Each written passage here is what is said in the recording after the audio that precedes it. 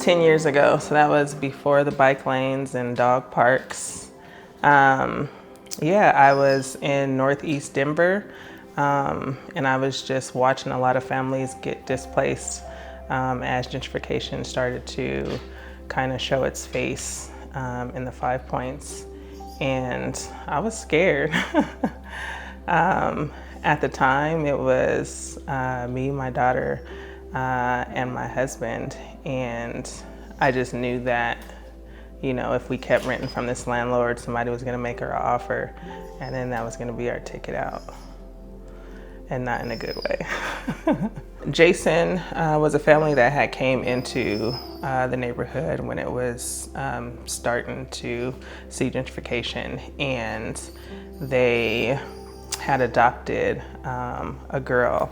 So I remember moving into the neighborhood and moving into the house right next door to hers. And we met and casually talked, but the relationship really developed when a 3-year-old foster daughter was placed into our home, and my wife did not know how to do her hair. So Tiffany came over and showed my wife how to do the beads and the braids, and this friendship kind of sparked. I joined their community group, which was a Bible study that they had weekly at their house. And then from there, that's when the earlier version of CrossPurpose came about, and that was called Upstream Impact. I was probably one of the first people to apply for the program.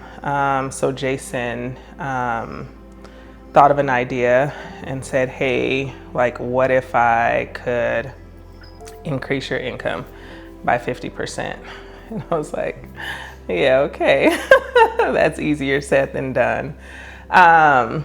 But I was game. Like, I was hungry. I was ready to work for it. And I really didn't care how long it took. I just saw, like, this woman can shatter ceilings with her abilities and her heart and her faithfulness and her grit and determination. And I've just watched her over the years just take challenges. I think she actually always had it in her. I think she just was lacking the raving fans around her speaking into her, saying, you can do this and you've got it.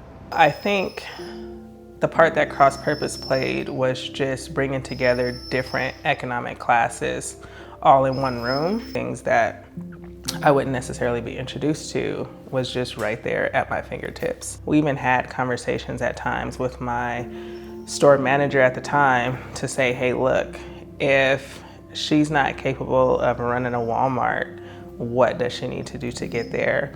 And coincidentally, when that store manager left and took on a district role for another company, he called me and said, hey, are you ready to leave Walmart? I got a store manager role for you. I was the first Black female store manager at FedEx office in Colorado. And I led a whole team of minority to 3rd in the country.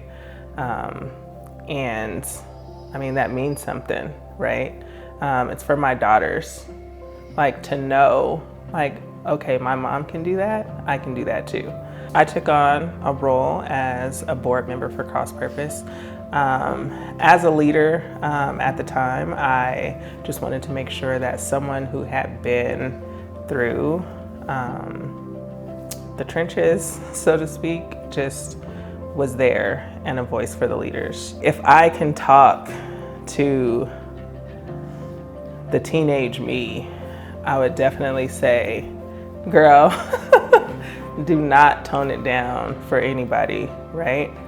Be loud, be aggressive, own the room, right? Because it's yours. If there's not a seat at the table, pull a chair up. You belong here, right? Keep going.